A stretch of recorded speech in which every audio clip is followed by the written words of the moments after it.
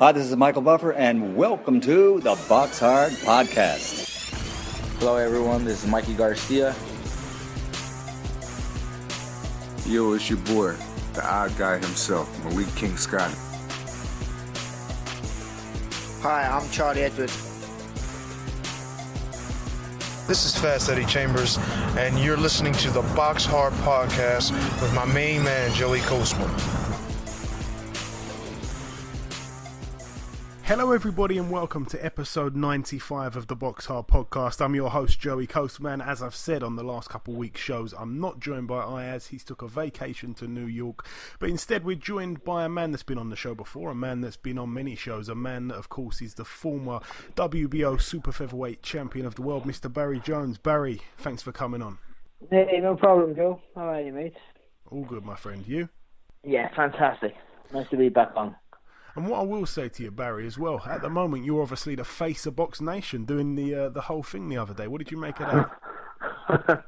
It was nothing that I thought I'd be planning to do. It was just a case of everyone was on holiday, so I thought I would have a crack at presenting. Anything to see Lomachenko. That's what I thought. I would do anything to watch that man box. And so I took Steve Bunce's seat and got Gary Lockett and Enzo McNally to take my chair and help me out, and we had a good night. Yeah, no, it was good. It was a good watch. Right, moving on to the reviewing from last week's action. There's a couple of bills to go over. I'm just going to try to whiz through these. We're going to start with the Fantasy Springs Casino in Indio, California. One fight or two fights on that bill really to mention. We're going to mention, of course, Mauricio Herrera, 23-7, took on Jesus Soto Carras, 28-11 with 4 draws. Mauricio Herrera was actually cut on the right eye from an accidental headbutt during that fight, but went on to win a majority decision. So I'm pleased for him. By all accounts, it was a bit of a war. I didn't actually manage to catch any of it, but I'm pleased for Mauricio. He's a man that's been on this show before. Also on that bill, Vyacheslav Shabransky, 18-1, took on Todd May, 10-0 with 1 draw. A little bit of a prospect, Todd May, but I didn't know too much about him. It was for the vacant WBC United States light heavyweight title. May was actually cut on the left eye from a punch in round 2. Shabransky was cut on the corner of his eye from a punch in round 3. It got a little bit bloody. The referee decided to stop the bout in the corner, so it was a retirement. It went down as a retirement in round 7. So Todd May didn't come out for round 8, and Shabransky picks up the win there. 19 wins inside of 20 fights. So very well done to him. Moving over now to the MGM Grand in Detroit, Michigan, USA. We've got to mention this fight, I suppose. Nikki Adler, 16-0, put a WBC World Female Super Middleweight title on the line against Clarissa Shields, and also the vacant IBF World Super Middleweight titles on the line as well. Clarissa Shields was only 3-0 going in. As I said, Nikki Adler 16-0, and the Golden Girl Clarissa Shields picked up the TKO in round 5. It was obviously scheduled for 10 2-minute rounds, didn't need those. Very impressive win there for Clarissa. I think she pretty much won every round, dominated a world champion there, and becomes a world champion herself. She's now got 2 belts inside 4 fights, so that's amazing. Moving over now to India. One fight to mention over here. Vijender Singh moved to 9-0, a unanimous decision win over 10 rounds against a man who was unbeaten, but I'm not even going to try and pronounce that name. I'm not going to try and do that, to be honest. He also defended successfully his WBO Oriental and WBO Asia Pacific super middleweight titles. His opponent was deducted a point in round 6 for repeated low blows. Is Vijender Singh still with Frank Warren, by the way, Barry? I'm not quite sure. I would say maybe not, to be honest, because we haven't heard a thing about him for a while. And so I think he was signed to Queensbury, but I'm not quite sure if he is any more. He's a talent, but how far he goes is hard to tell, because he never really came up against any resistance, and he probably still hasn't yet, to be honest. Yeah, no, he had a decent amateur career, of course, but well, he had a phenomenal amateur career, but and I think Lee Beard, who I think still possibly trains him, said he's a really he can't believe how hard he hits, because everything that I'd seen from him, before he turned pro, would suggest he never really hit. That he was very much a product of that computer scoring, where it was all about just flicking shots out. and being, long arms and athletic more than actual boxing skills.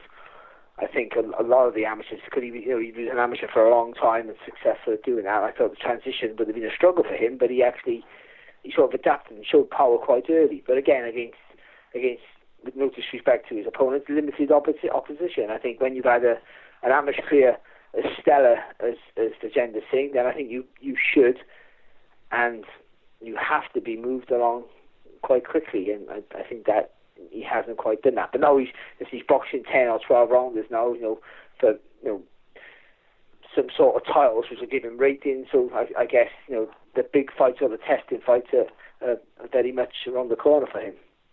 Yeah, I hope so. But yeah, definitely a promising one, definitely one to watch out for. Now, moving over to the Microsoft Theatre in Los Angeles, California, the bill that Barry Jones brought us on the weekend, if you were watching on Box Nation.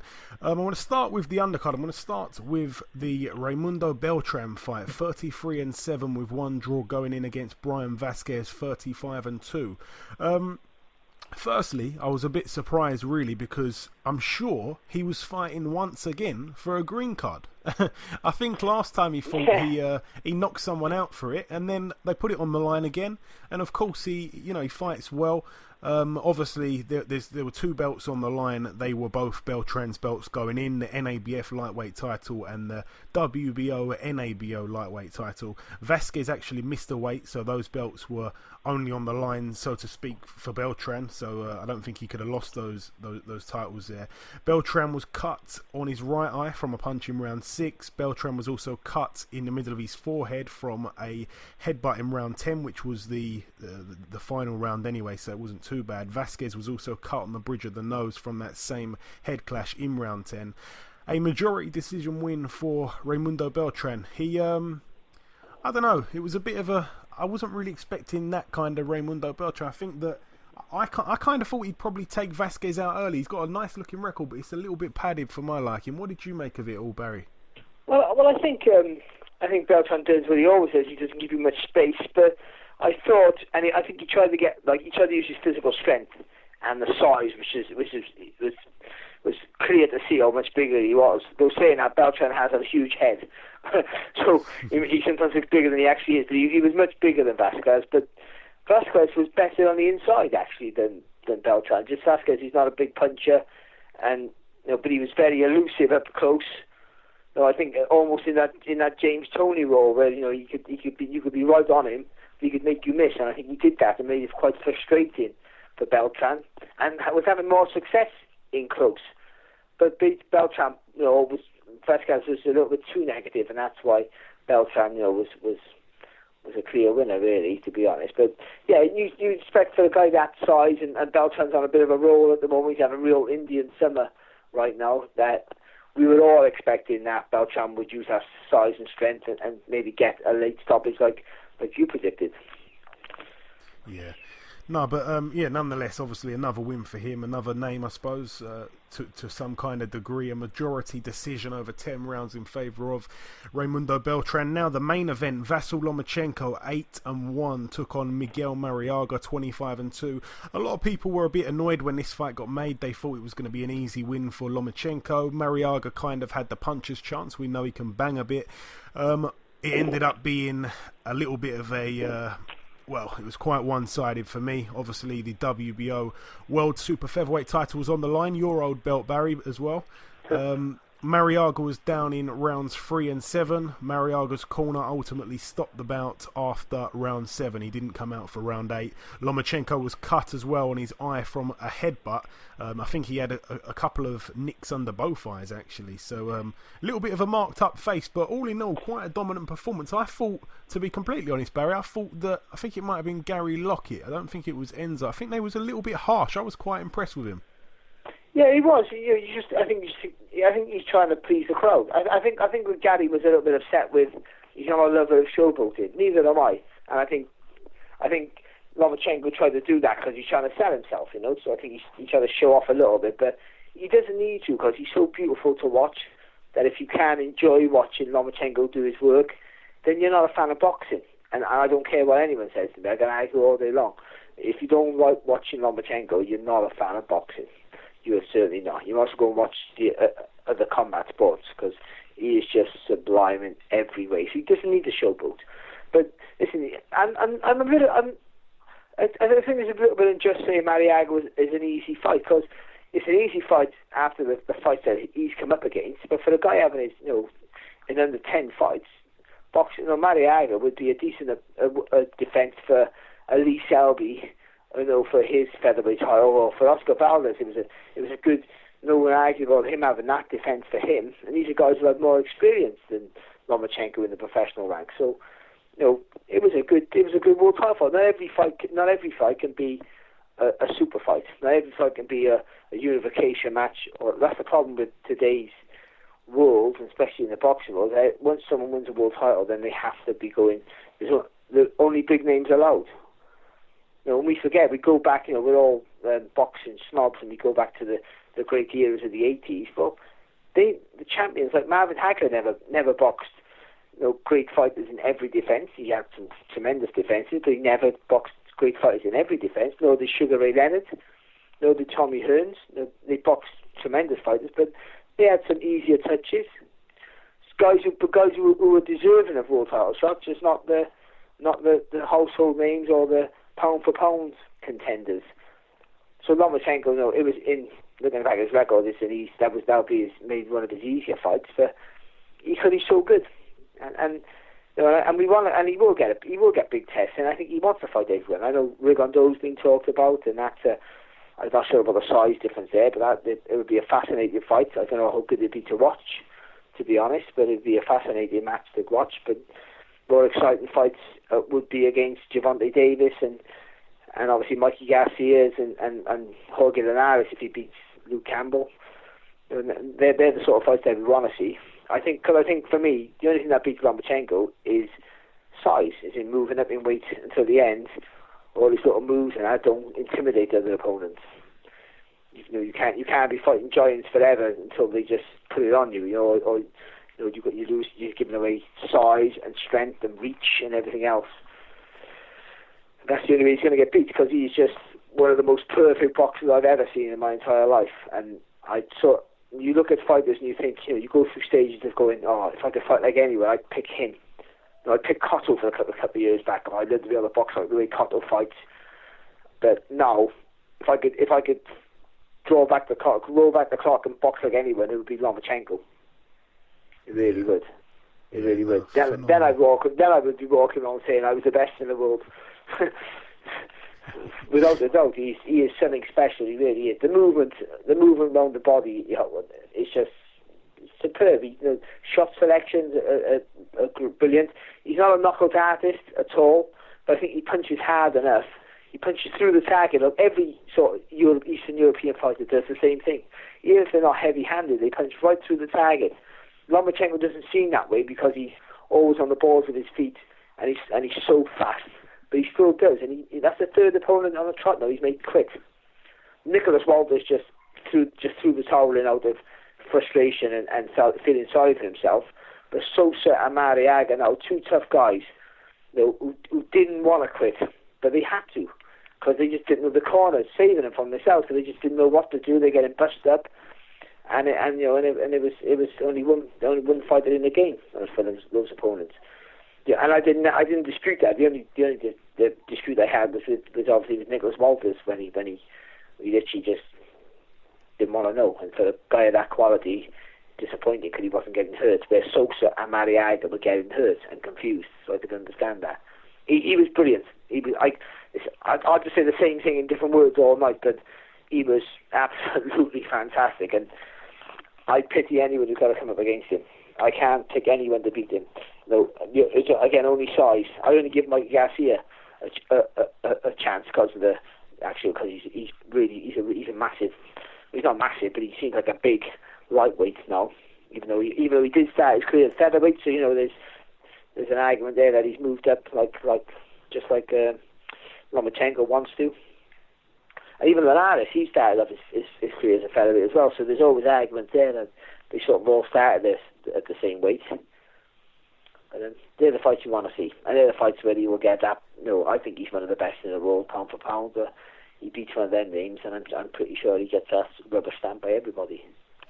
Yeah, I certainly agree. But no, very dominant performance. The showboating, I mean, some people, fans of it, I thought it was quite good. It makes it a little bit exciting, but no, very clever. Again, the footwork is just unbelievable. He breaks people's hearts, doesn't he? And as you say, there are 3 people quitting. I remember actually having Jason Sosa on this show, and he was just telling me how really good he is and how unbelievable and how much of a hard task he is once he's in front of you, throwing punches at will, if you like, and controlling everything.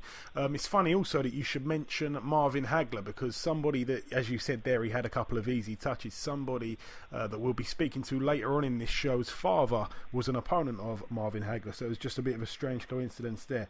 Right, moving on now from Los Angeles. The last bill to mention from last weekend was at the Claridge Hotel and Casino in Atlantic City, Jersey, USA. One fight to mention on this one, the heavyweight Zhilei Zhang. I'm probably saying that a bit wrong. He's a Chinese. He was an Olympian. He picked up a TKO in round 1 against a man called Nick Guivas. Nick Guivas was only 13-7 with 2 draws, but he was down twice in that first round, and the Chinaman, Zhang, now becomes the quickest man to have stopped him. I think Big Baby Miller maybe took 2 rounds to get rid of him, so Zhang now moves to 17-0. He's a 6'6" southpaw. I'd like to see him in some big fights down the line. Right, that really wraps up the reviewing. That's all the action from last week. There's one last thing to do just before we end part 1, and that, of course, is to welcome guest number 1. Ladies and gentlemen, please welcome another boxer out of the hotbed of boxing, which is Philadelphia. It's, of course, heavyweight contender Bryant Jennings. Bryant, welcome to the show. Hey, thank you, man. It's a pleasure. Hey, it's my pleasure, Brian. It truly is. So, Brian, first things first, you've been out of the ring since 2015. That was a bit of a bad year for you in terms of results. However, losing to Vladimir Klitschko and then to the still undefeated Luis Ortiz is really no shame. What do you remember from those fights, BY, and what have you been up to in your time out of the ring? Well, I mean, of course I remember them fights vividly. But, being outside of the ring, I had other issues, that wasn't my fault. Ever since I've been off, I've been learning the game a whole lot more. And, it's just things that, some things you just can't control. But, you're always supposed to, keep your head straight, stay mentally prepared and focus on the future. That's what I've been doing, other things I had no control over. Now, you're returning to the ring on the 19th of this month against Daniel Martz. Now, Daniel is 7 years younger than you. He's got a record of 15-4 with 1 draw. He's also 4.5 inches taller than you. He's 6'7.5", if I'm not mistaken. The one standout name on his resume, however, is the current WBO heavyweight world champion, Joseph Parker. Joseph Parker stopped him inside the first round. What are you expecting from your opponent, and what should we expect to see from you come August 19th? Well, I mean, what I'm expecting from my opponent is, it's for him to actually fight. I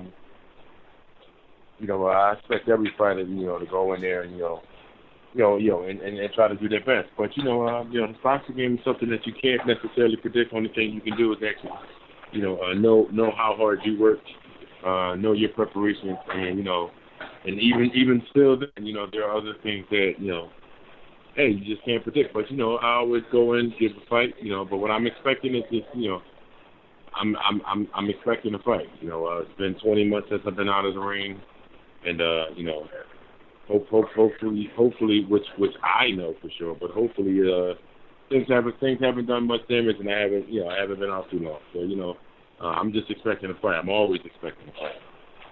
And as you just touched on there, 20 months outside the ring, BY. In that time, I mean, I know that you just said that, you've learned a lot of things in that time. You've worked on a lot of things. Has it been a frustrating time to be out the ring that long at all?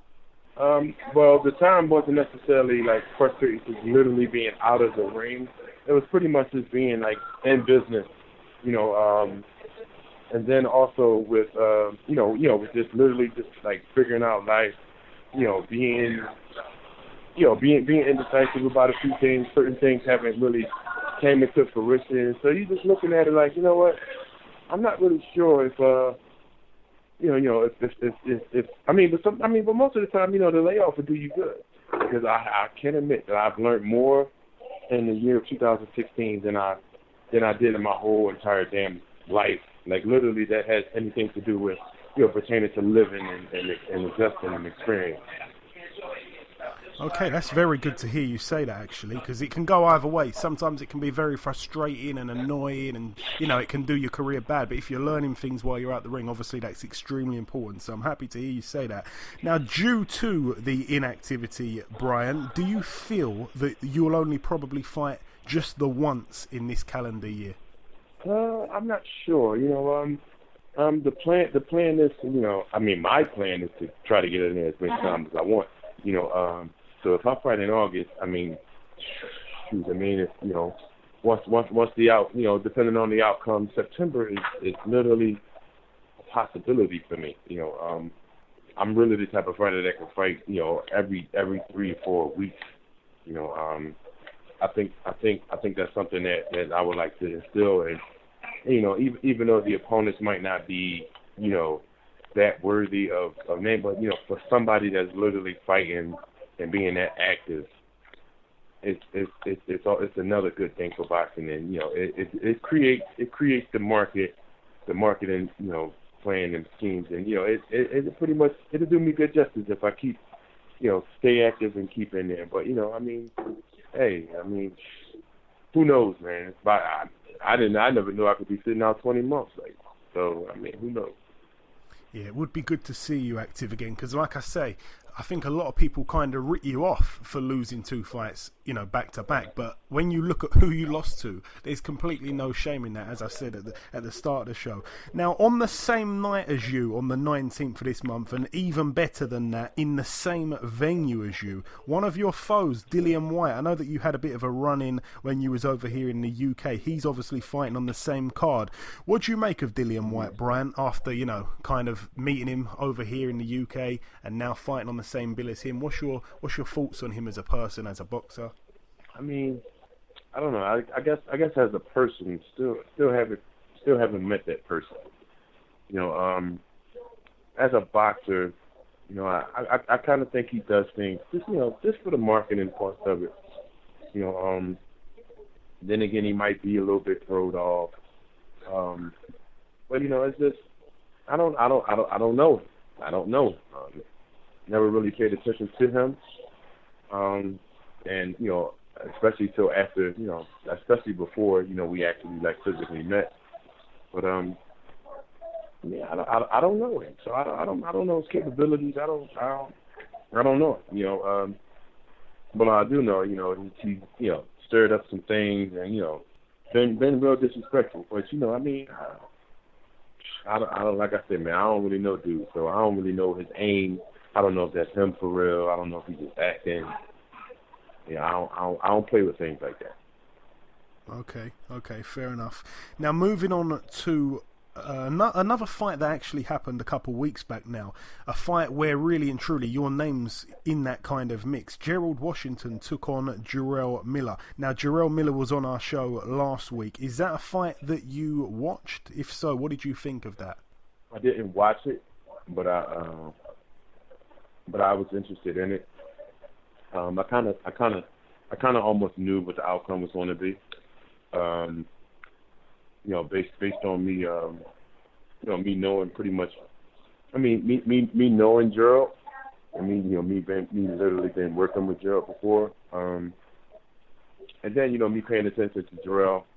I kind of knew the outcome already, and I was kind of right. Well, not kind of. I was right. And is that a fight that you can see yourself in the in the near future? Is that a fight that you fancy, with the winner of that fight obviously being Big Baby Miller? Is that a fight that is he on your radar, or have you not really got a radar at the moment? No, I don't really have a radar. Me and Jarrell, we're kind of like two of the same type of people. When I first met him, physically, we had this thing because we went back and forth a couple of times over the internet. And, when you meet somebody in public, in person, it was kind of different. So, we had this little thing. But, I look at him as kind of being like me. He's a little more raw than me, in the sense of where though he's like his chill button is a little more off than mine. But, I mean, he wants the best. He's the type of fighter that wants to fight the best. And I don't really think that a fight with me and him, really, honestly, like not even out of respect, as far as like for him personally. I just think that two fighters that are always willing to fight somebody shouldn't just get together. Like, we should be forcing these other people that don't ever want to fight nobody, or forcing these people that ducking people, like force them to fight guys like us, like because that don't do nothing but just mess the game up. I mean, look at me. They say they forgot about me. It's like, oh, I was the only person willing to fight Ortiz, despite them coming at me 4 times that year, and despite me arguing the fact that he just got off of he just got off of suspension for for felon drug tests and stuff like that. I was like, damn, I just fought Klitschko, we did good. And, I was like, damn, like, why do I have to be forced to this? I was threatened with, if you don't fight, then you'll be sitting for a long time. I was like, all right, well, I fought him and I still sat for a fucking long time. So, I just think that game is pretty much just separated and, between guys that want it and guys that's just, like, happy to have it. I don't see myself, he's not on my radar. It's not on my radar per se, and I'm not going to say I don't ever see myself fighting him, because this is the sport and this is the competition, but he's not necessarily on my radar. Okay, fair enough. No, interesting standpoint there. Now, it was announced last week that Vladimir Klitschko, a former opponent of yourself, has announced his retirement. The last time we saw him in a ring was obviously against Anthony Joshua. It was a really, really fun-filled fight. What's your thoughts on him retiring, BY? I believe he'll be a man that people will appreciate a lot in years to come. It sounds crazy to actually say that some people, don't really rate him. I mean, we're living in this is the year 2017. You won't get no respect. You won't get any respect. And as the time go on, people's perspectives change, the eras change, people's knowledge of the game change, and people's respect level is just on zero. They have no idea what greatness looks like. They don't know what it sound like. They don't know what it fights like. They don't have any idea. If you ask majority of the boxer fans today, and not necessarily the true boxer fans, we talking about the people that actually make up, all of the the comments and people that literally fill the seats up. You ask them who's a Ron Lau, or who's a Mike Weaver, like, they're not going to know these. They're not going to know these dudes. And I'm just speaking on heavyweight particularly, but they're not going to know these dudes. So these are people that are not like deep in history. They're really not interested in boxing. They just come to the fight just because it's the fight. And the only thing that they're interested in is just literally just hearing about people getting. It's just a fight. They're not really true boxing fans. So Klitschko would never get his just due. But honestly, for a person that really dominated the heavyweight division for quite some time, I can't say he really ducked anybody. I know the opposition, in the game, it was just open season. But I mean, hey, can you blame him? He fought a lot of different people that pretty much did damage to a lot of other people. So he beat them, and for me, he gets the respect. For his career, a person that, just been so dominant for so long, and in this tough sport that I'm aware of, he gets my respect, but he might never get his just due. Yeah. Ever, he might never get his just due because of the era that we're in and the people that's actually making the votes. Yeah, it's kind of crazy. I think he's he's an amazing fighter. He's In a way, it's kind of sad to see some of the greats from this era hang it up. Obviously, just this week, I think Juan Manuel Marquez has announced his retirement as well. So it's a bit of a saddish kind of time for boxing, especially for those true boxing fans that you touched on. It reminds me, when you were saying that, it kind of reminds me of the people that say, like, the people that haven't really studied the game, those people that go, yeah, Mike Tyson versus Ali, yeah, Mike Tyson would have knocked him out in 2 rounds. That's the kind of people that I think you're talking about, these guys who don't really know their history too well, Yeah, and that's exactly what I mean. Yeah, I completely understand that. Now, last couple of questions for you now, BY. I actually met you, obviously, in March surrounding the Hay and Bellew fight. You were part of Hay's team. What a mad night that turned out to be. If the rematch does come off, how do you see that fight playing out? Well, the rematch, with David being 100%, I think the rematch will definitely play out well. I just think that he suffered a very fucking painful fucking injury, because he was trying. I think the fight really, to be honest with you, look back to it. I think the fight really got into David's head a little bit too much. Because we also saw David do things that was just like, relax, come on, chill, yo, chill out. Because he tried to literally just take his head off as if Tony was literally just going to be there for that. Like those are things that, a more experienced, more polished boxer such as David himself, the older David, would have pretty much took his time with, set that up a little more than that. So, I think that certain things that he did in the fight actually caused his injury. Despite being a little, maybe a little hurt or maybe a little injured, previously, but I just think that he really didn't fight the fight that he needed to fight. I think he fought I think it was a very hyped fight, and I just think that he really wanted to get him out of there, and he pretty much lost his cool, and he just wasn't the David Hay that we used to seeing. Now, if David Hay could be 100%, focused, and just literally just use his boxing ability, the technique, even though he's a little older, but technique can still outdo, some young talent. The only thing we have to do is just literally it's the science, it's the sweet science, the jab, but the jab can stop a lot of things, and if you could perfect the jab, you can do whatever you do, you can be a good technician, you can actually do it, but I don't know if the time, or the age of David Hay can actually be 100% anymore. But the best that he can be, who knows how he recovers from this injury.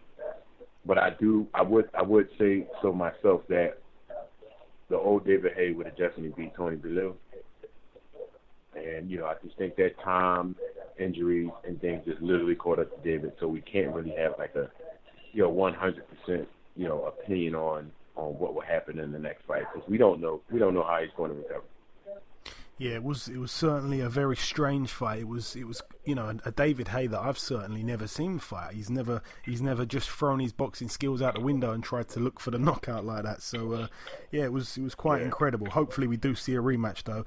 Another matchup that could potentially take place, a former opponent of yourself, Luis Ortiz. He may be taking on Deontay Wilder. I don't think it will end up happening, but if it did happen, how do you see that fight playing out, BY? Wilder is so rangy, so wild, and so strong that his punches can easily just keep somebody off, or keep somebody guessing, because he definitely does have the punching power. I don't know what that would be like, because I've never really seen Ortiz fight. I'm not saying box. I'm talking about like fight. Like he fought me, but he fought me because I brought it to him. A person like Deontay Wilder, you have to bring the fight to Deontay Wilder. I'm not really sure how good Ortiz can actually, apply the pressure, keep it close, duck some shots as well and things like that. Ortiz can definitely box, and if you stand there right in front of me, or if you just be an open target, he could definitely be dominant, but I'm not sure about running into some shit that Wilder's just going to be, going to throw. I mean, it'll definitely be an interesting fight. It'll be one of those fights you just have to see. They just literally just play out the way they play out, stay on the edge of your seat, because anything can happen with Wilder. And when you mention Wilder, it just literally gets confusing, because there's just like, the dude's not good, but he's just gifted with the power. And and the size, and the motherfucker will knock you the fuck out. Yeah. For sure. So it's kind of awkward. As skilled as Ortiz is, it's just hard to really say. Yeah, it is hard to really say. I agree. You could probably pick about 10, 15, maybe even 20 heavyweights at the top of the list that you could say, really and truly, they got the skills to beat him. But can they stay away from that big right hand? That's the question, because if he lands it, it's good night. Right, the last two questions for you, BY. I'm asking everybody about this. Triple G and Canelo, what's your prediction on that one? I've got to ask everybody. Huge fight for next month. I'm going to go with Canelo. Danny Jacobs pretty much gave a blueprint to Triple G. And literally just by being that close, or literally bringing the fight to him in that way, I think Triple G pretty much, he possesses a lot more power when he's actually stalking. And Canelo's pretty good in the pocket. And I think that Canelo will be able to take the power of the shots that are close. Now, Canelo tries to box, which he can, but I'm just saying if Triple G stalks better than Canelo boxes, Triple G just has that range and just laying them good shots. And I don't know, because Triple G is a one shot type of dude too. But I just think that more so in the pocket, being rangy in and out, using a little bit of angles, which Canelo does okay, but his footwork is not necessarily good enough to really get out of the way a lot of the times. But I'm gonna go with Canelo within the pocket, some shots, and Canelo throws 5-6 punch combinations, and I'm gonna go with Canelo. And the final real question for you now, BY, before we let you go. I ask everybody this question when we speak to somebody from overseas. I want to ask you, who's your favourite UK fighter of any era? Can be way retired, can be still active, any era you like. Favourite UK fighter? Favorite UK fighter of any era? Lennox Lewis. Yeah? Yeah, Lennox Lewis. Any reason why? I'm biased because Lennox is a great friend of mine, but also, also great heavyweight. Great heavyweight that has taught me, great heavyweight that has assisted me in a lot of different things, and more so when I give an analysis on individuals, I don't know what they do at home. I don't know who they are outside of the ring. Somebody might be a pedophile or a rapist or just a crook or whatever, but we can only literally just classify them for who they are in the ring. But for me, I like to classify people more of a people person. That's why I like people like Andre Ward, because I know him personally. I like people like Bernard Hopkins because I know him personally, and I know the ins and the outs and the character and the demeanor of these dudes. Same with Lennox. He's 100. And Lennox Lewis is a man. Yeah, Lennox Lewis is a popular answer, to be completely honest. We get people saying Lennox Lewis. Sometimes we get the odd Ricky Hatton, and most of the time the most popular answer is Prince Nassim Hamed, one of the lower weights. Obviously, people really liked his style. Right, anything that you want to say at all to our listeners at all, Bryant? Just before we let you go, anything you want to say? Well, appreciate the listeners for listening in, tuning in all the way to the end.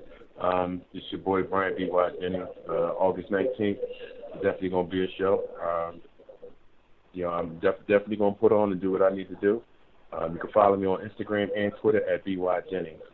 Best believe, next heavyweight in the world.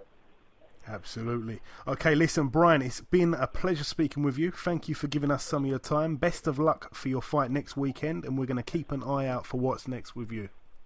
Okay, appreciate it. Thank you. Okay, now it's time for part 2 on this week's show. This part is usually the preview part, but there's literally no action this week, so there's no boxing. We're all going to be able to put our feet up over the weekend, hopefully. It's not too much of a stressful one, but we're just going to move on now to the news. There's been a bit of news this week. I'm going to start with 3 really good fighters, Barry, that have retired pretty much in the last week or so. Obviously, Vladimir Klitschko being one of them. Also, Juan Manuel Marquez has decided to hang up his gloves, even though really and truly he could have probably done it, a couple years ago. He hasn't fought for quite a while now. And also one that pretty much shocked me quite a bit, Tim Bradley's decided to call it a day as well and to hang up his gloves. I'm just really gonna give a sentence on each of them, Barry. I think that Vladimir Klitschko, he kind of rolled back the clock there against Anthony Joshua, put in a fantastic performance, really really exciting fight. If the rematch would have happened, I really just don't know, because I really am one of those firm believers that he had Joshua in so much trouble in that fight, and I'm not overly impressed with the performance and the win from Joshua. I've always said all along that No, Barry, I think the Tyson Fury win was better. Oh no, the Tyson Fury, because Tyson Fury beat the Klitschko, who no one thought it could be beat. That's what I thought. It goes down for me as a better win overall. But I think there were more questions. Well, actually, I think the Joshua win was a tremendous win. Oh no, it was. I think because he got hurt and and he had to fight under pressure, and he showed what he had in his heart. He had that gut check where where your bottle can go, and for any weight, but for big weights when you're getting hurt, and they're not used to getting hit, these big guys, as much as the smaller guys do, and he dug it out, and I think that's something you can train. You can't train for that. You either got or you haven't. And now he goes into every fight now, and opponents know that if they hurt him, he's going to come back. He fires back. He doesn't look for a way out. He doesn't look to hold. Doesn't look to hide. He fires back, and that's a dangerous opponent. You got to hurt him and keep him hurt. And I thought it was a tremendous win. I sort of half thought that I thought that Klitschko might have won that fight. I've got to be honest. I wanted Joshua to win, of course. But I sort of thought, I think he's going to win Klitschko. I think he might, just style-wise, and I thought he would maybe get hold of Joshua. But I think it was a great win. I think it's the right time to retire as well, because the rematch, I'm not sure if he would have got the same success, Klitschko, though it might have been the same sort of fight. But ultimately, Klitschko goes on as an all-time great heavyweight because of longevity and how he dominated the division. I know it might have been a really poor time for quality, maybe. That's what people will say. But you can only fight who's in front of you. He dominated the division in his era. And the second longest reign as a champion after Joe Louis, and so he goes on as a Hall of Famer right there. But he never got the respect of being a warrior. But he got it in that fight, in that defeat. He got the respect of being a warrior because he actually had to show something for the first time in his career. And I think that's the best way to retire, because then he ticked every box. It might be a loss, but he gained more respect for that loss than he did for most of his wins. And I thought it was a great time to retire, because he'd only be fighting for the money, and he's got enough of that. And he's had a great career, he's been a great servant, and he's been more than anything, he's been a great role model, and he's passed that mantle onto another great role model, I think, in Anthony Joshua. They said we all want to see Tyson Fury back because he's still the heir apparent, because right now, until Tyson gets his act together, Anthony Joshua is the man. Yeah, no, you can't disagree with that. I just think that you're right. The fight, it was a good opportunity for him to retire. I remember actually saying to Jonathan Banks, his trainer, on this show as well. I think it was just off air. Actually, I was saying to him, listen, if this rematch happens, it really needs to happen as soon as possible, because we can't have Vlad even more inactive.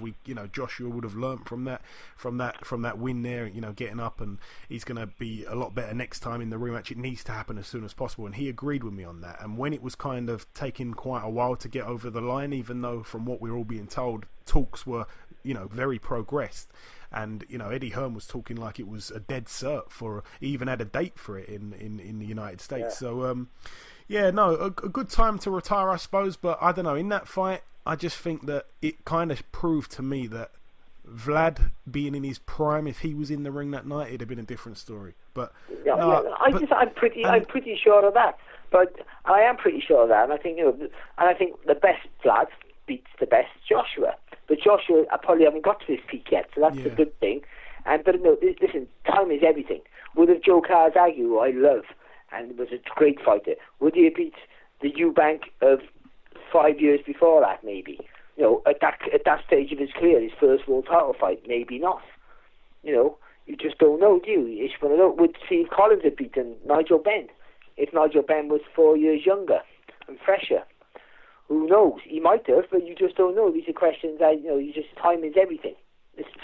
I'm the walking example of timing, because I won a world title where two guys drew for the title and had to take a little rest, and I fought boxers and they couldn't get a winner, so I sneaked in there. I took, because either one of those fighters would have been a massive favourite to beat me. So timing is everything in sport. It really is. You're lucky sometimes you're unlucky. You see fighters who in the boxing industry this week, Michael Brody, fantastic fighter. Just couldn't get the timing right. God was unlucky in a couple of fights, and I couldn't get the timing right after that. Then came up against, when he moved at the featherweight, came up against good fighters, and just couldn't get that world title win. But maybe a couple of years after, a couple of years earlier, he might have been a two-way world champion, and that's how it goes. But either way, I think it is how it is. And I also think the other names you mentioned there, Timothy Bradley has had a fantastic career. Sort of goes understated a lot, I think, his career, but he had some great wins. Obviously beat Pacquiao, but obviously that was always controversial, the first fight, and he took a bit. And I think his legacy probably suffers because of that. It's not his fault, but he was a guy who could tough it out, fast hands. He was brave. Could fight when he was hurt, and he's got a career now after boxing, and obviously calling fights for the ESPN. So he's and a proper family man. We all know, if you've seen behind the scenes, some of those shows behind the scenes for Timothy Bradley, looks like a real lovely man, and so you're happy for the success that he's had. And of course, Juan Manuel Marquez was a guy who's just one of the best Mexicans of all time, and saying that about a Mexican is high praise indeed, because for many years he was a sublime boxer, but he was in the shadow of Barrera and Morales for so long. That he was another career that was going to be so understated, because he had two Mexican legends just in front of him for so long.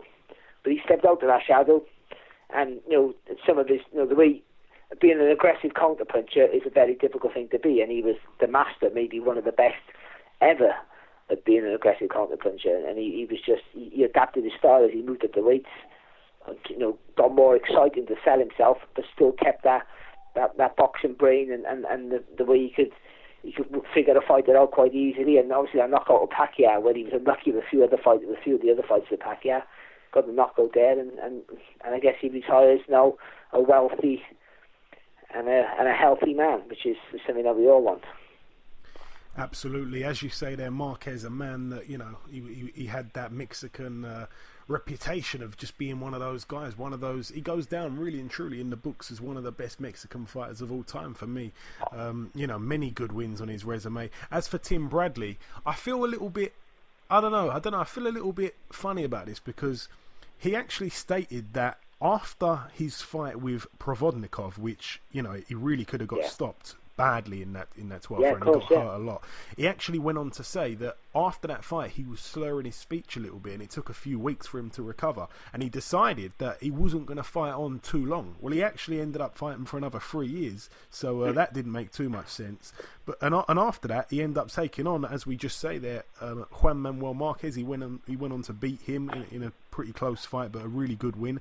Then of course he fought Pacquiao twice, losing both fights. He fought Diego Chavez, got a win over Brandon Rios and Jesse Vargas, not in any particular order those fights there, but it just goes to show he had many fights after that fight. And it's a shame for me, because even though he fought the guys like Jesse Vargas, Brandon Rios, I just kind of think that he got so caught up with the Manny Pacquiao fights, and don't get me wrong, they would have paid more, so you can't blame him, but stylistically he was one of the top guys at 147 under Manny Pacquiao, under Floyd Mayweather at the time. He could have beaten, if he carried on to fight now, he could have been in there with a chance of beating the likes of Furman's, Garcia's, Khan's, Brooks. I really rated him. It was just a shame he got caught up with the Manny Pacquiao fights a bit too long.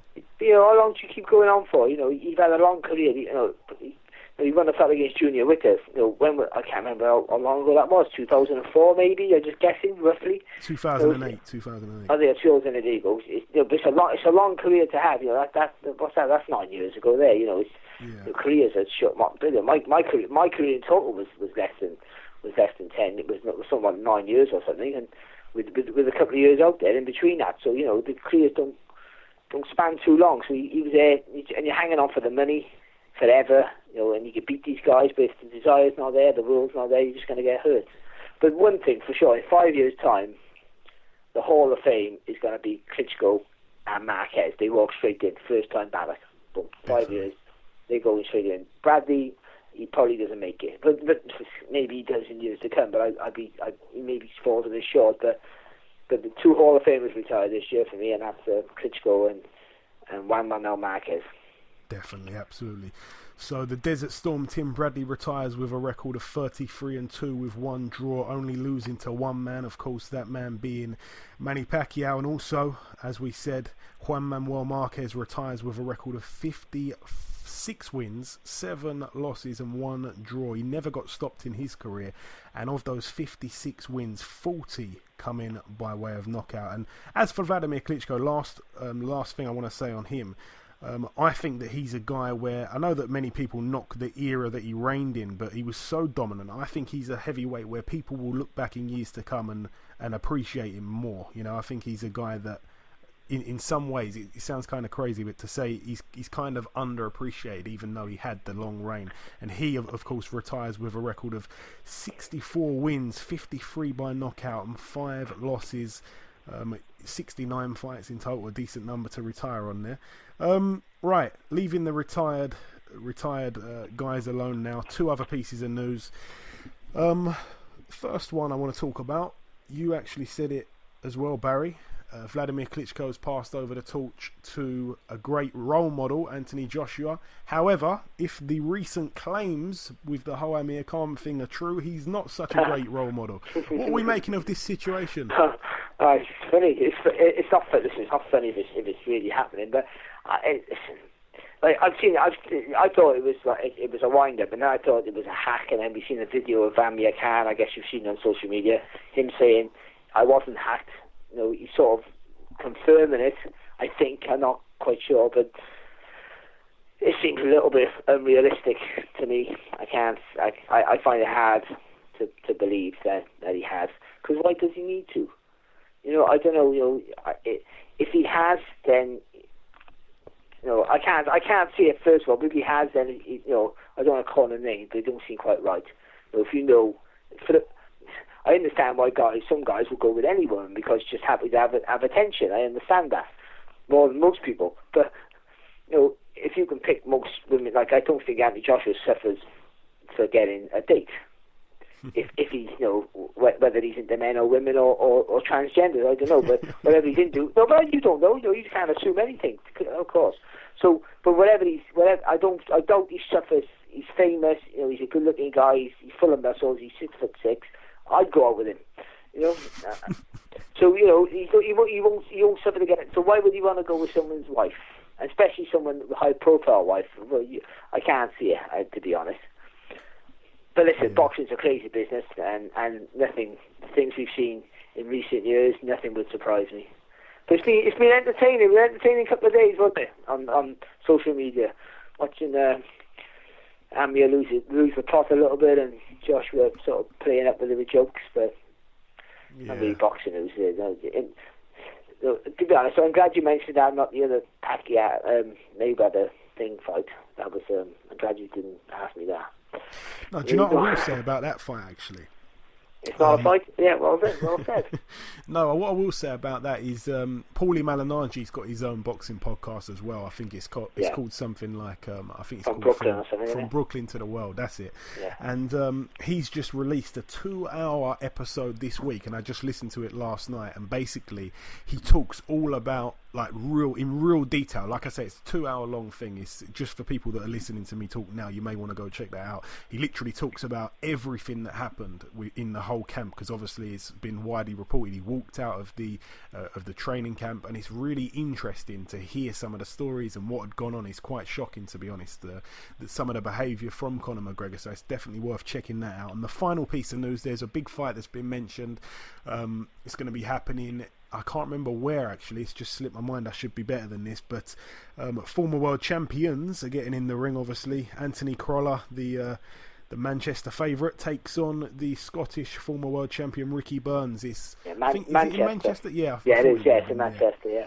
What's your thoughts on that fight, Barry? I just want to give my quick take on it. I think it's let me just a good fight. Barry, let me just in.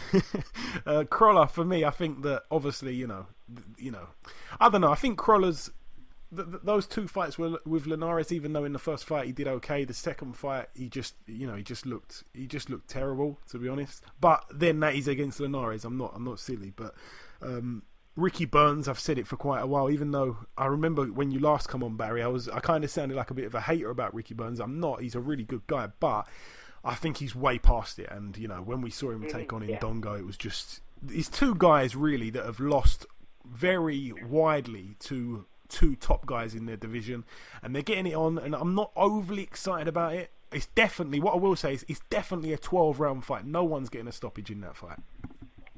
Yeah, you would think it would be a 12-round fight. They're both very resilient, both can take a good shot, and both fit as well, to be honest, both train hard. But I think it's a fantastic fight. It's not the world level fight anymore that it would have been maybe last year or year before. And you're right, Ricky has gone down from where he once was, and that's because he stopped using his feet. And you can't, and we spoke about this already on about the fight, that you can't go on forever. But, you know, he has a realistic and a good chance of winning this fight, I think, Ricky Burns. If he can get that little in and out movement with his feet, the little jiggly style that he had, you know, that it was hard for boxing to let himself go. Because Anthony's going to try and, you know, as we see with a lot of Joe Gallagher fighters, he's going to get that high, tight defence, putting pressure on you, you know, little feints, putting pressure on you, looking to block and counter every time you let your hands go.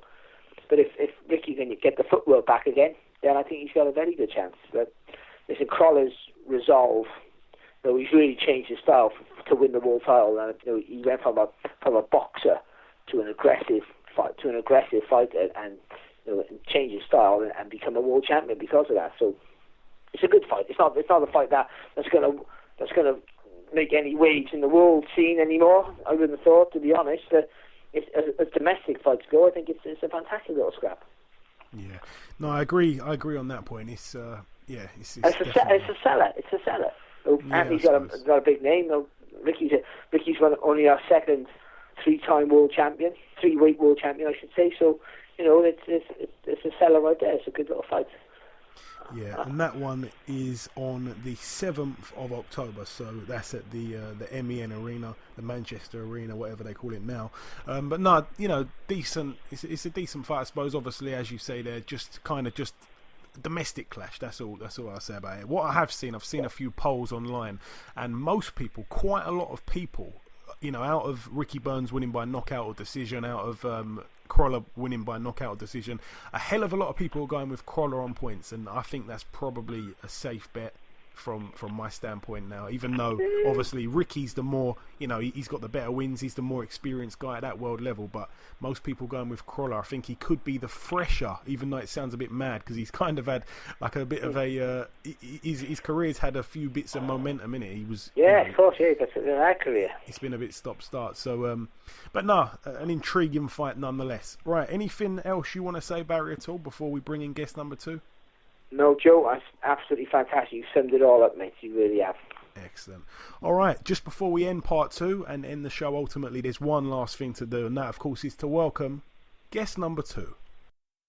Ladies and gentlemen, please welcome yet another fighter from Philadelphia. It's the undefeated super-middleweight prospect and soon-to-be world title challenger, Mr. Jesse Hart. Jesse, welcome to the show. Oh, man, it's a pleasure. It's a real pleasure to be on the show. I'm glad to be on the UK, and, you know, glad to get my thoughts on about boxing, period. Yeah, absolutely, man. It's my pleasure, though, believe me. So, Jesse, first things first, I wanna delve into your background a little bit. I want to ask you a typical opening question in a boxing interview when somebody's speaking with you for the first time. How did it all begin? How did you get into boxing in the very beginning? My father, my dad, Eugene Cyclone Hart, he was one of the top 100 greatest punchers of all time. My dad was rated number 3 in the world. He never landed a title shot. But, you know, I think, you know, that's where it all started with him. It all started with my dad. You know, without my dad, I wouldn't even be, you know, talking on the show. It just all started with him, man. Since I was 6 years old. he's just been grooming me for greatness. And obviously, as you say there, your father, for those that don't know, Jesse's father took on the likes of Marvin Hagler. He also shared the ring with Eddie Mustafa Muhammad.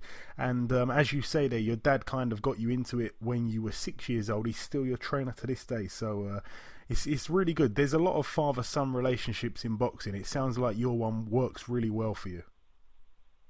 Absolutely. I have no quarrel with my dad. I mean, we understand each other, so there's a mutual respect, there. Is either you gonna put up or shut up. So absolutely, man. I understand what he think, and he understand what I think. Absolutely. Right. Just before we get on to your pro career, I just want to touch on the fact that you narrowly missed out on the 2012 Olympics. Is that right? Yes. What actually happened there? I know that you fought in some of the trials. I fought Olympic trials here. I won Olympic trials, the actual Olympic trials in Mobile, Alabama. They had this thing called the reload tournament if you didn't qualify in the World Championships, because you had to win 3 fights in the World Championships to qualify. So I won 2 in the World Championships and didn't qualify for the actual Olympics. So I had to come back to the United States and defend my Olympic spot for a second time. And here I lost to a guy named Terrell Gaucher in the finals on a 10-10 tiebreaker split. It was ridiculous. It was a real ridiculous decision. It was the first time in history that the United States have done something like that, where you already on an Olympics team. You already solidified your spot because you won Olympic trials, and you gotta defend your Olympic spot on the trials after you get it. That was unheard of, but hey, the rules is the rules. Yeah, they certainly are. It sounds a bit strange there. So obviously you turned pro in 2012, and as of now you're 22-0 as a pro with 18 knockouts. So it looks like you've got the punch like your dad had. Who would you say is your best win in your pro career so far, Jesse? Because I was looking down your record. I think it's probably Mike Jimenez on the Mayweather Pacquiao undercard. Am I right? Yeah, but that was because he was undefeated. But I don't think that's the best fighter I think I've ever fought. The best fighter I think I've ever actually been in there with, where I felt their skill and their technique, is a guy named Samuel Clarkson. He was a southpaw. He's from Texas. I fought him on ESPN. I think he had the skills, but they wasn't all the way developed yet, so he didn't really know what he was doing. But he's after he lost to me, he went on a road to beat the likes of Jerry Odom. He beat a lot of good fighters. After he lost to me. He went on to accomplish a lot of great things. Sammy Clarkson did. Yeah, what I will say, the one thing that he's got in what's the word I'm looking for,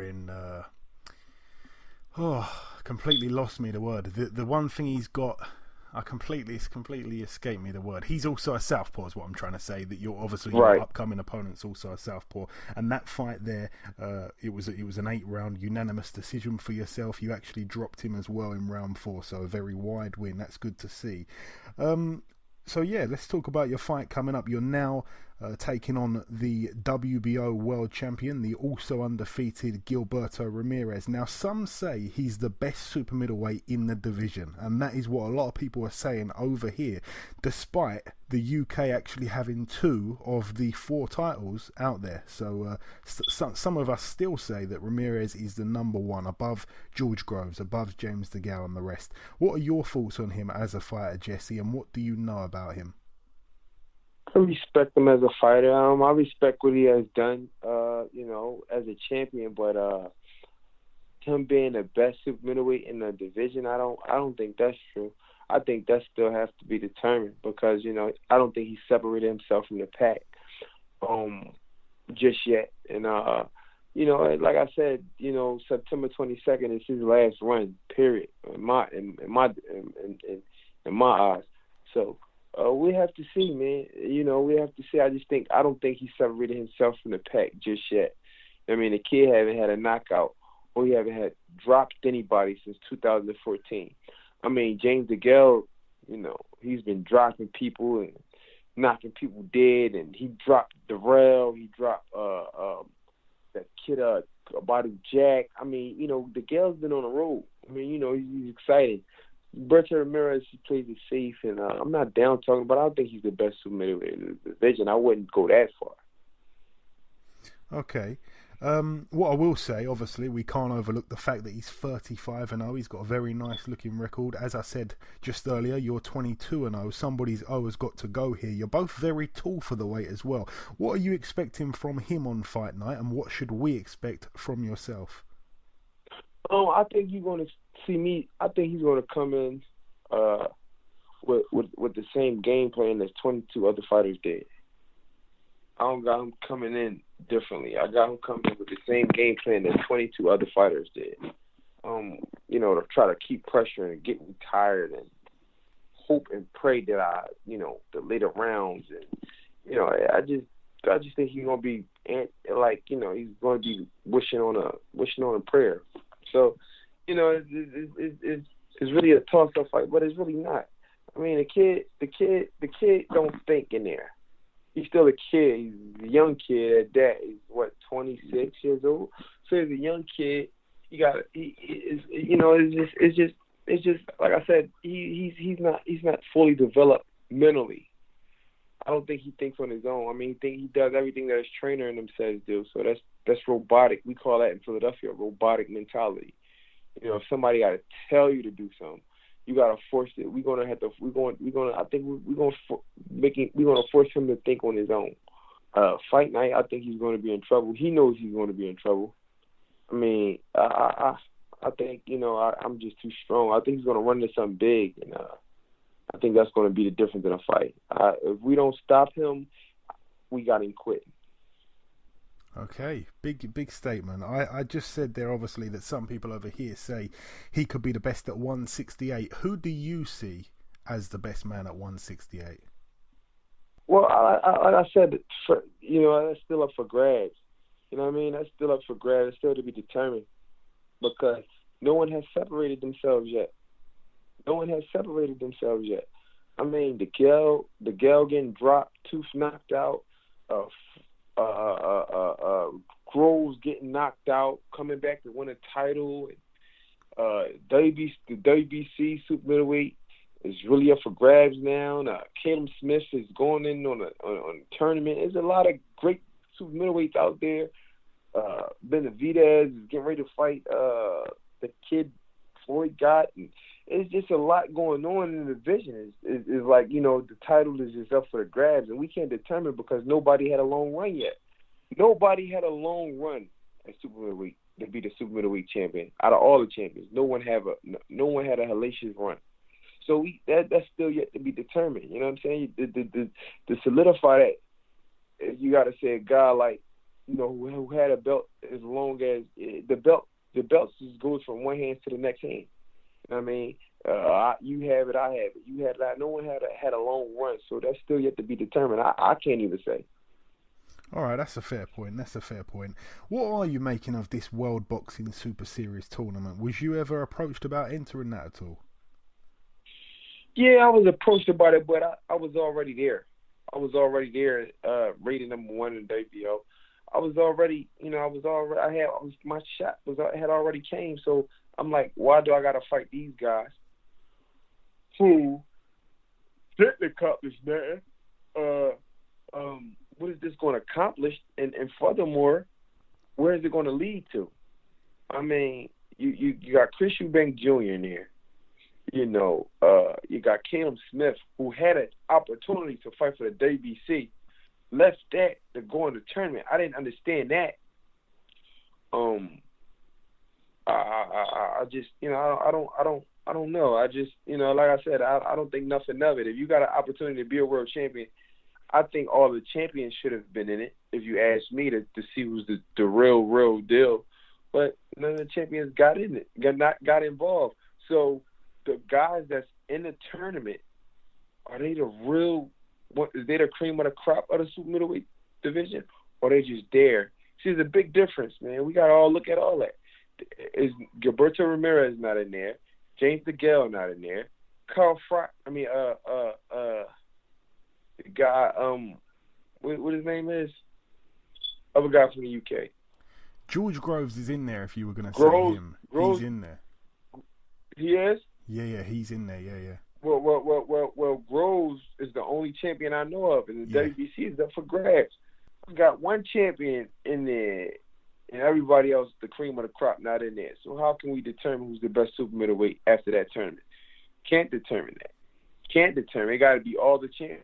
When Andre Ward fought in the Super 6, all the current super middleweight superstars was in that same Super 6 tournament. We don't got all the superstars. You know, Frotch was in there. I respect Frotch for that. I respect what's the other kid named Kessler for that. I respect Abraham. These guys over there, man. Them guys got in that super middleweight tournament, man. Them guys was in there. No matter if they won or lost, that was the cream of the crop at that time. Now we got different champions that's not in there. Can we really call it a really, really good tournament if we ain't got all the champions in there? I mean, you know, how can that tournament be respected if they ain't got James DeGale in there? I mean, Olympic gold medalist, world champion. I mean, come on, let's be serious. Yeah, no, fair enough. Now, you're not only ranked highly by the WBO. Obviously, this fight is going to be, a mandatory. You're the mandatory, number one ranked WBO. But you're also highly ranked with the WBC, as you all know. Obviously, as we just touched on there, David Benavidez was supposed to be fighting Anthony Dirrell. Anthony Dirrell was supposed to be fighting Callum Smith. It's all been a bit crazy now, as you said as well. David Benavidez is now going to be taking on the guy, I forgot his name, but yeah, as you said, he's one of Floyd's fighters. So yeah, you would have actually been in place to fight for that title had you not have the fight with Ramirez signed. Do you see the Ramirez fight a tougher fight than the Benavidez fight, who you would have got the call for to fight if your fight hadn't been signed? Bit confusing. Absolutely. I believe I would have stepped right in. I've been wanting to fight I forgot David Benavidez. I think he's too young. I just think he's just too young to be, in that area, in that light. I just think he's just too young. I don't think he's ready yet. I don't think he can be beat because he's just young. He's a kid for real. Don't get me wrong. He throws a lot of punches, but he's still a kid. Yeah, I mean, I will just say, I'm not going to say he's fought loads of great fighters, but he never lost a fight as an amateur, albeit he only had 15 fights. But he's undefeated amateur and pro, which is, that's one thing, I suppose. What I do want to ask you, Jesse, as well, we've been talking mostly here about UK fighters and stuff like that. I want to ask you if you could put the top 4 UK super middleweights in order of the best to, not necessarily the worst, but 1, 2, 3 and 4, 1 being the best, out of James DeGale, George Groves, Callum Smith and Chris Eubank Jr., how would you rate those guys 1 through to 4? I really wouldn't put Eubanks in there. Oh wow! First though, I think it's a better. I like Rocky Fielding a lot. Oh really? I like Rocky. And now you want to ask me who I like? I like Rocky. I really like Rocky. Okay, I'm not just saying that. I like Rocky Fielding, man. What did you think of the job that Callum Smith did on him? Because he got him out there in the first round. Obviously. But also. Rocky Fielding didn't expect that was a surprise attack. I believe it was a surprise attack. It wasn't like he wasn't. If he would have knew that Callum Smith, that was an element of surprise. You got to be ready, and Rocky wasn't ready for that. I believe if he was ready and his eyes was wide open, I just really think it would have went differently. But since his eyes, he was trying to warm up, and he caught Rocky cold. He caught Rocky cold. Rocky didn't warm up. So when he caught Rocky cold like that, it was just like, wow. Like, damn, he caught Rocky cold. What are we going to do now? It was that type of ordeal. So let me get this right. So I reckon you're probably going to say DeGale number 1. Would you put right? Who'd you put number 2? Callum Smith or Groves or Rocky? I will pick Callum Smith number 2. And then number 3 Groves. Groves and number 4 Rocky Felton.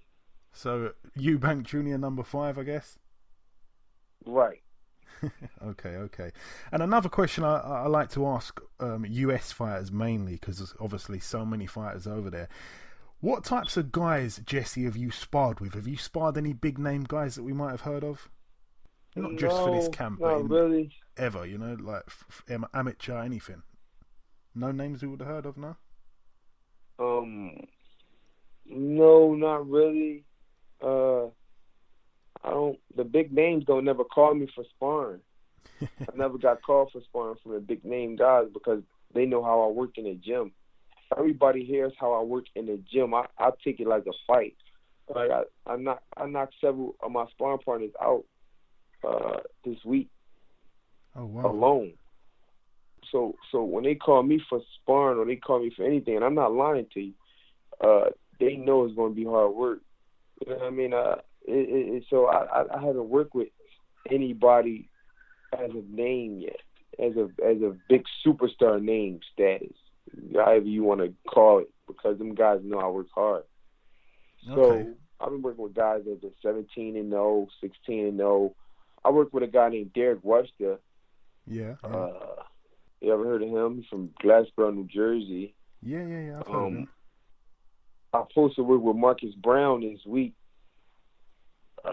He's coming from New York, Southpaw. So I think them, nobody else, they don't want to box. They don't like to box me.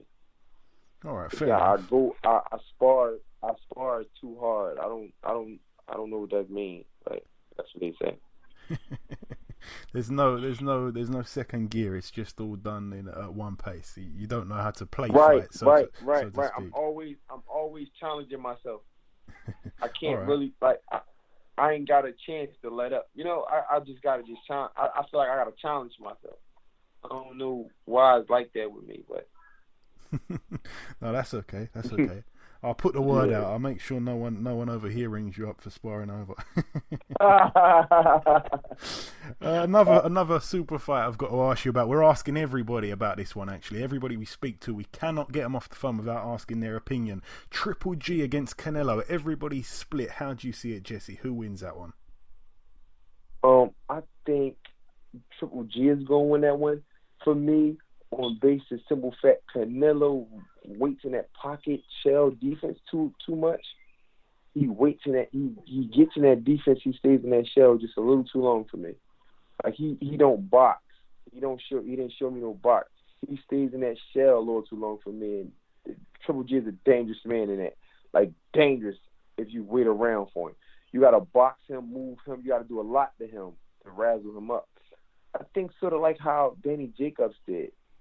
You gotta actually do that to him. You can't just do it. You gotta do a lot of maneuvering. You can't do, you just can't just do wait in that pocket, that one thing, and throw left hooks and throw a little flurry, fight in spurts. I think Canelo is a fighter that fight in spurts. So you can't fight in spurts with him. You got to do a lot. You got to do multiple things with him. Be in tip-top condition when you fight Gennady Golovkin. I like Gennady in that fight. And a question again that we have to ask everybody that we speak to from overseas. I want to ask your favourite UK fighter, Jesse, from any era. Can still be boxing now. It can be retired 50, 60 years ago. Anytime, any era. Your favourite UK fighter? My favorite UK fighter is Anthony Joshua. Really? You go with one that's still boxing now, yeah? Yes, I like that kid. And at the same time, I like him so much I want to fight him.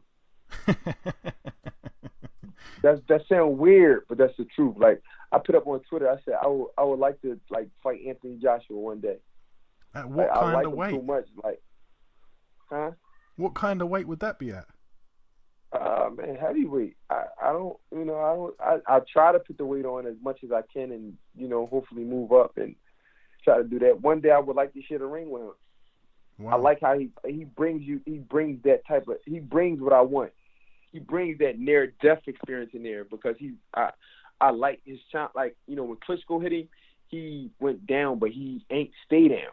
Like, he brings that near death. Like, he's gonna fight and try to bring you within an inch of your life, and that's what I want to feel. That's something I want to feel one day.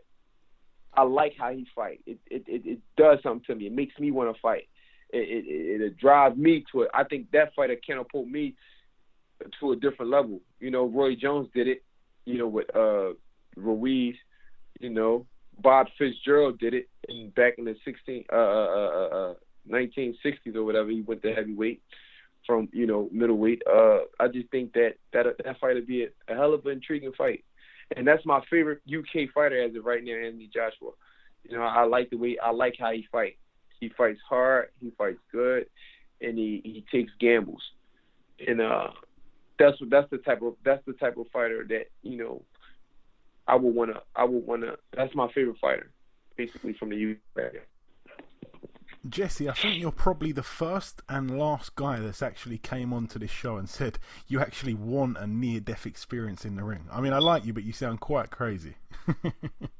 Yeah, that's the thing. I mean, boxing is crazy. I mean, boxing, to get it, they actually fathom to get in that ring and, you know, try to fight guys, and, you know you can possibly be, you know, go brain dead one day or not leave the ring with all your faculties. You know, that's crazy. I mean, we got a guy over here named Parabon. I mean, guy just, you know, he's in a wheelchair now, and he's, you know, a little messed up from a fight. I think you heard of him. I know y'all heard of him over there. Yeah. He's the guy. I think he's got a sister who's been supporting him a lot. Am I right with that? Is that the same guy? Yeah, he's been getting a lot of support. I think, you know, if I'm not mistaken, hasn't Willie Monroe Jr. got quite attached to him? Yeah, Willie Monroe Jr. Yeah. Okay, yeah. And another guy that went brain dead was G-Man over there. He got brain dead when he fought a super-middleweight fight with what's that guy from over the UK name? Nigel Benn. Nigel Benn, yeah. Remember what he did to Mike McCallum? No, not Mike McCallum. Gerald McCullen. Remember what Nigel Benn did to Gerald McCullen? Gerald McClellan, yeah. Gerald McCullen is messed up. So you got to be a crazy individual to even go in there. So in my mind, I say this to myself: why not risk it all one day? You know what I'm saying? And I think Anthony Joshua, like I said, I think he'll bring me to that point. You know, because I want to leave this sport. When I leave, I don't want to leave with no fight left in me. I always say that I want to leave with not an ounce of fight left in me, knowing that I gave it my all, knowing that I gave blood, sweat, and tears. I don't want to leave with an ounce of fight left in me. I want to enjoy retirement life, and I think Anthony Joshua can get all the fight out me, all the fight I got in me. I think he's the one that can get it out. Okay, fair and that's point. my favorite UK fighter. I'm not disrespectful. I love that kid. I love how he fights, but at the same time, I think he can get all the fight out of me. After a fight with Anthony Joshua, I think I can throw the towel in the same way as Vitaly Klitschko just did. Vladimir, yeah. That kid took all the fight out of Klitschko, and I don't care what nobody said. I mean, that when you got a fight like that, and then they say you want a rematch, you say hold it. I mean, that was the best. I think that was the best of Klitschko that we was going to get, and Anthony Joshua just took all the fight out of him. So my point exactly is this: if I get in there with him, I want him to take all the fight out of me, whereas though I can retire peacefully and say, look, I don't got no more left in me. You know. Okay. I'm not gonna say you're wrong. We hear your opinion. It sounds a bit crazy, but it's hopefully a fight that happens down the line if it's one that you want. Hopefully, not too soon, but hopefully down the line. Oh no, not too soon. Not too soon. Just in the near future. Just when I'm ready to say my farewell to boxing, I'm going to try to make that fight happen. Yeah, hopefully one day we see that. And the final real question I've got for you, Jesse, usually, sometimes I ask this, sometimes I don't ask this. You're taking on, obviously, a really good fighter, a current world champion. I'm going to ask you if you've got one. Have you got any kind of prediction for us? I know you kind of said earlier that you can see yourself stopping him, or perhaps him even quitting. Have you got any kind of prediction? My prediction is that I come out the winner with my hand raised, and I predict that the announcer that night is going to say, "In the new WBO super-middleweight champion of the world, Jesse, hard work hard." I just got a feeling I'm going to hear in the new. We certainly hope so, I tell you that much. Now, just before we let you go, Jesse, anything that you want to say to our listeners at all, to any UK fans, anything you want to get off your chest before we let you go?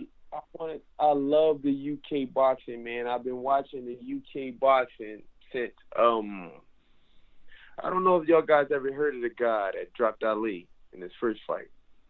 Henry Cooper. Henry Cooper. That guy is like one of my favorite fighters because his grittiness, his determination, and his willpower to never give up. Even though he couldn't see out that eye, it was cut hellaciously. He still wanted to fight Ali, and he still wanted to continue on.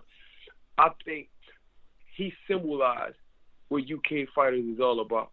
Never giving up. And that guy, his eye was almost out the socket in that fight. And he prayed, he begged the referee to let him keep fighting. I think he symbolized UK boxing. I love UK. I love the UK boxing fans. Y'all always stick behind your fighters. And like I said, man, hopefully I really want to come over there and perform at Wembley one day. And I got to get Eddie Hearn on the phone, talk to Eddie Hearn, because I want to perform over there one day just to get that experience, man. Yeah, I love the UK boxing fans. Like I said, I pray one day that I get the chance to perform over there just to get that experience. Yeah, we certainly welcome you over here with open arms. It'd be brilliant if you do get through your upcoming fight, perhaps a unification with James DeGale sometime next year, summer. Absolutely. What a fight that'd be. Okay, listen, Jesse, it's been a pleasure speaking with you. Good luck for your world title fight on the 22nd of September. And God willing, next time we speak, I'll be speaking to the new WBO super middleweight champion of the world. God willing, man. Thank you. Farewell, mate. This has been a great interview. Okay, and there we have it. Episode 95 is now complete. I've been your host, Joey Coastman. Barry Jones has been on with me for the duration of the show. A big thank you to our two guests, former world heavyweight title challenger Bryant Jennings and future super middleweight world title challenger Jesse Hart. It's been a Philadelphia podcast this week, a place where boxing has always been thriving. The streets of Philadelphia has been home to some of the best to ever lace them up. And it's been a pleasure bringing you the voices of two guys who are some of the best fighters Philadelphia has to offer of this era. As always, the biggest thanks of all goes out to the listeners that tune in every week. There's no boxing this weekend, so remember, if you've got any free time, please leave us a review on iTunes. It really will mean a lot. You can follow us on Instagram and Twitter at BoxHard Podcast. We'll be back next week with another big show, as always. Until next time, take care.